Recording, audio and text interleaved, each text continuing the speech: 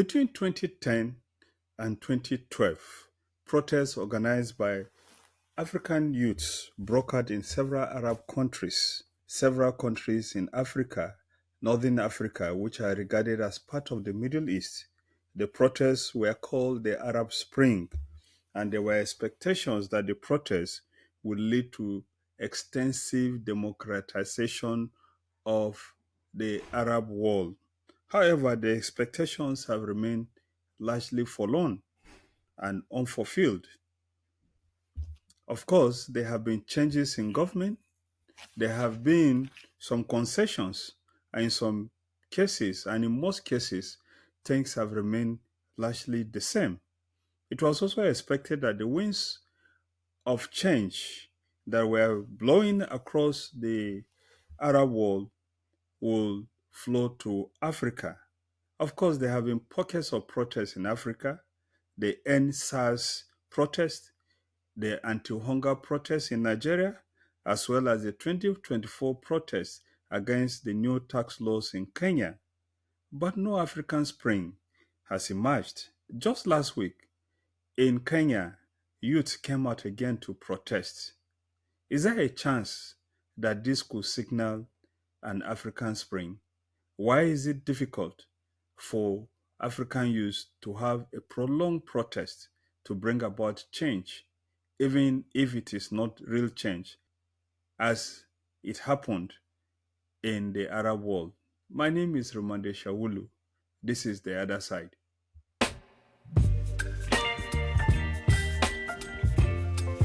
From the beginning of June this year, youth in Kenya started mobilizing to commemorate the anniversary of the 2024 protest against the new tax law in Kenya that was abandoned by the government. In the 2024 protests against the finance bill, massive rallies were witnessed, protesters stormed the parliament, and it was said that between 50 to 60 persons were killed. What was the outcome? The government withdrew the bill that the students were protesting against. This year, when the protests resumed, there were protests in 23 out of the 47 counties. 16 people were reportedly killed, largely by gunfire from the police. Live broadcasts of the protests were silenced. In early June, protests erupted across Lome, sparked by the arrest of a rapper. The protests renewed between 26 and 28 following the constitutional amendments, which granted the president a lifelong uh, tenure. Government responded by suspending key media outlets, enforcing a ban on assembly of people, and cutting access to the internet. The protests in Africa have largely been episodic. They come on, they go off. The youths are unable to sustain this protest for a very long time. Of course, people speak about high-handedness and killing of protesters, but these killings and high-handedness of the police is not just home to Africa alone. It is native to the Arab world too. But why is it that youths in the Arab world sustain their struggle for a long time, and youths in Africa are unable to sustain their struggle even for a short time? Let's take a look at what happened in the Arab Spring. The Arab Spring, or what came to be called Arab Spring, started when a fruit seller in Tunisia killed himself in a bizarre way because of hardship that was witnessed in the land. Peaceful demonstrations followed. There were general strikes and confrontations with security agencies. At the end of the day, 338 people were killed, 2,147 others were injured. Between 2011 and 2013, youths in Egypt took up the struggle too.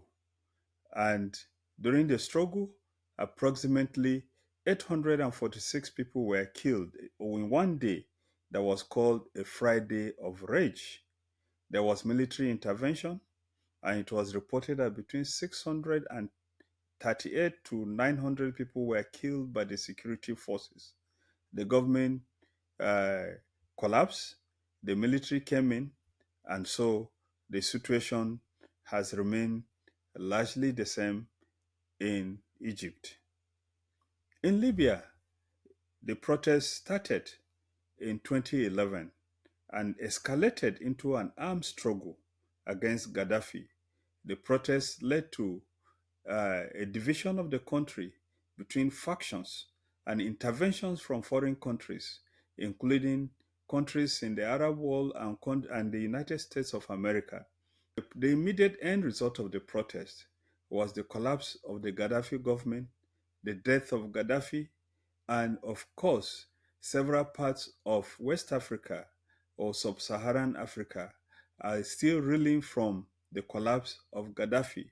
This is largely because small arms and light weapons that were taken they were taken over by the factions in Libya formed themselves into Nigeria and other parts of Africa, and these arms fell into the hands of violent non-state actors like Boko Haram, which have been devastating several parts of Nigeria. In Syria, the protests which started in 2011 became nationwide. There was massive crackdown, massive casualties, and an armed civil war ensued, as a result of which 5 million people became refugees. Some fled into Europe. Syria became home to ISIL, the dreaded terrorist organization, which killed people at will and took the concerted efforts of almost all the Western countries to tame it. In Yemen, the protests between 2011 and 2012 were mass protests and strikes. Between 200 to 2,000 people were killed. The president resigned. Civil war ensued. And of course, the civil war that ensued meant that there were international, uh, the civil war that ensued, of course, resulted in intervention by other countries such as UAE and Saudi Arabia. And up to date, Yemen is still in crisis. Half is controlled by a government that is recognized by the UAE and Saudi Arabia, and the other part of the land is controlled by the Houthis, the people who have made life very difficult for ships around that area. In Bahrain, too, protests resulted. 182 people were killed, 2,900 were wounded. UAE, Saudi Arabia intervened, martial law was imposed, and the protests were suppressed. Morocco, Jordan, Kuwait, and Oman also witnessed youth-led protests. These protests resulted in concessions. Some of the concessions include improvement in economic packages to the poor people of the land, as well as parliamentary reforms. But overall, let's look at it. What has the Arab Spring brought for the people in the Arab world? The results are not the same. In Tunisia, we had very short outcome. The government of Ben Ali was ousted. There was democratic transition, a stable democracy, and ongoing socio-economic struggle in the land. In Egypt, Mubarak fell. Morsi briefly took over, and in 2013 there was a coup, and now there's a return to authoritarian rule with more repression. In Libya, Gaddafi was killed, rebel council was formed, the civil war and fragmentation of Libya have continued. How about Syria? Syria repressed the protests. The Assad regime retained power, but humanitarian crisis dropped 5 million people out of the land. And of course, because of the recent war between Iran and the Hezbollah, the Hamas, and of course the Houthis, as well as the government in Iran, the government in Syria collapsed, and now a former leader of the ISIL is now the president of Syria, recognized by the United States and even Israel, with whom they are working on partnership today. In Yemen, of course, the civil war still continues. The country is split into two since President Saleh was removed in 2012, as is following the protests and the general strikes that took place in the land.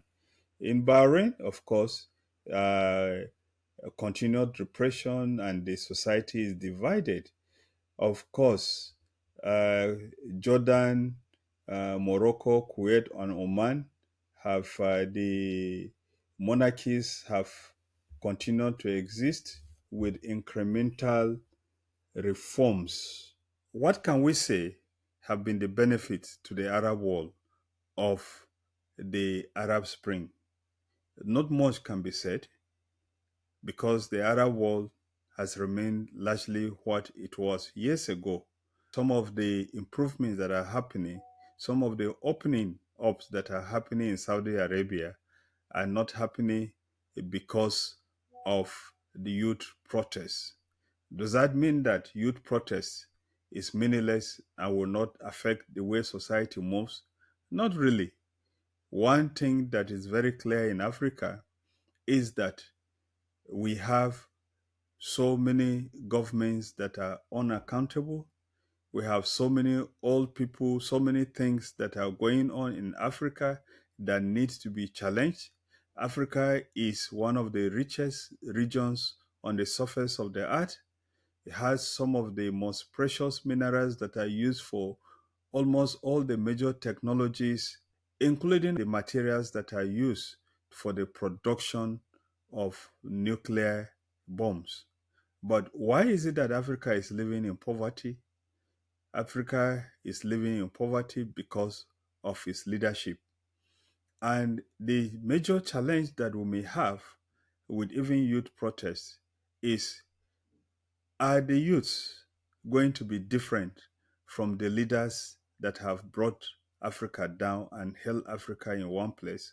This question is important because many of the political leaders that are holding Africa down today are people who came into power as very young people and have refused to leave. They have been there. They have the mentality that if it is not them, the God mentality that says that they have to be in power or nothing can improve in their land. Well, of course, it's important to note that Kenya has had somehow a history of recent of change in power. The president of Kenya was the vice president to the former president. And the former president and his long-term opponent teamed up together, but they could not defeat the vice president who formed his political club and won the election.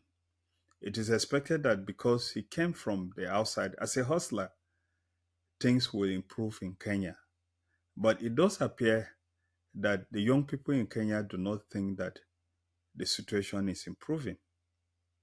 And so, because they do not believe that things are improving, or they want to take the law into their hands and change the system, well, the fact of the matter is that sometimes we need to make haste slowly because taking Gaddafi out of Libya only made things worse in Libya. And today, while we need to ensure that there's regular change of government, because that is the guarantee that new ideas will be brought in and there will be improvements, it will be equally very disastrous to use extra democratic means to get a government out of office. Because once that precedent is set, only you cannot know you cannot determine how it's going to end. The example of Syria and Libya are here for us to see. Do we really need an African Spring? Is the Arab Spring a model that we need to follow? These are questions that we need to answer. I want to have your views and comment on the desirability or otherwise of having an African Spring. Do we need an African Spring? Is it going to change the situation? Will it improve or to make things worse, as it has happened in the case of Libya? My name is Rimamnde Shawulu. This is The Other Side.